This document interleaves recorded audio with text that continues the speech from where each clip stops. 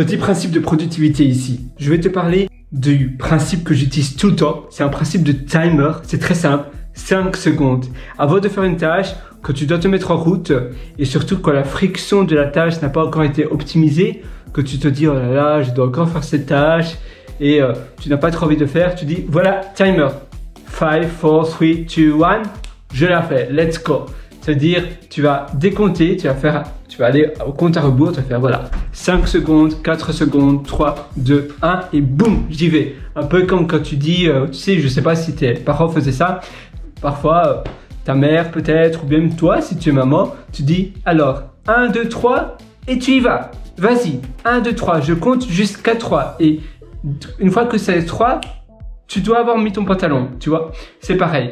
Et même pour sortir du lit, parfois je mets un timer de 5 minutes, je me dis voilà, j'ai 5 minutes pour me préparer mentalement à sortir du lit. 5 minutes. Et après 5 minutes, je sors du lit et je commence. Et rien que faire ça, ça te stimule.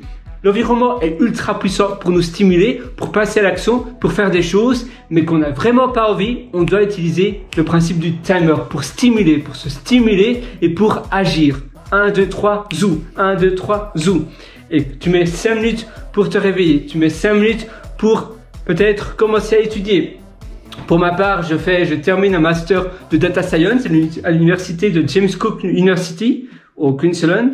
Et à chaque fois, je compte 5 minutes. Donc là, je compte des secondes. Je mets plutôt un timer parce que c'est plus simple. Voilà, tu me vois. Et là, je mets mon timer. Tu peux même avoir une application, j'utilise Siri souvent, et ou bien je tape tout simplement timer, tu peux faire exactement pareil, peu importe de l'outil finalement, mais tu dois l'avoir à ta disponibilité. Je vais te montrer quelque chose que moi je fais. Ah, tiens, il est où ma montre? Pourquoi elle s'est... Ah voilà, donc ici tu vois, je mets clock, ou là je sais pas si tu vas voir, je mets clock, et je vais simplement la mettre dans mes options. Donc, en réalité, je veux avoir l'application Clock tout le temps à ma disponibilité pour pouvoir utiliser ce principe de timer. Donc, je vais déplacer la clock pour qu'elle soit disponible, pour qu'elle soit tout le temps à ma disposition. Parce que sinon, à nouveau, c'est dur de facilement mettre un timer. Tu perds du temps, tu sais pas... commettre, et finalement s'il y a une friction dans ta nouvelle habitude que tu veux prendre, il y a beaucoup plus de risques que tu ne la fasses pas. Voilà, et tu glisses simplement ton application Clock sur les 4 applications du bas. Pour Android c'est pareil, et ainsi tu mets directement timer, et là tu vois 15 minutes par exemple, et tu fais start, let's go. Voilà, tu as plein de choses comme ça que je te souhaite de faire. Moi je fais exactement la même chose avec mon Apple Watch. Ici je ne l'ai pas, mais sinon je mets un timer et je me dis voilà, 5 minutes et je sors du lit, 5 minutes et je démarre cette tâche là. Et ça te permet de te stimuler, ça te permet de toujours aller de l'avant. What's next? What's next? What's next? Voilà, moi je te souhaite tout le meilleur. Et d'ailleurs, si tu veux aller encore beaucoup plus loin, je t'ai concocté un atelier qui s'appelle Immersion Profonde. Ça se trouve sur mon site pierreloiter.com, pierrewrit.com. Tu as un lien juste en dessous, sinon en description. Et je te retrouve directement de l'autre côté parce que je vais très bientôt fermer les portes de cet atelier, de cette formation. Si ça t'intéresse, c'est maintenant, aujourd'hui ou jamais. Par contre, tu auras toutes les mises à jour à vie. Je ne vais pas faire de version 2 ou de version 3 de Immersion Profonde. Je ne fais pas cela avec toutes mes ateliers, avec toutes mes formations, contrairement à d'autres formateurs.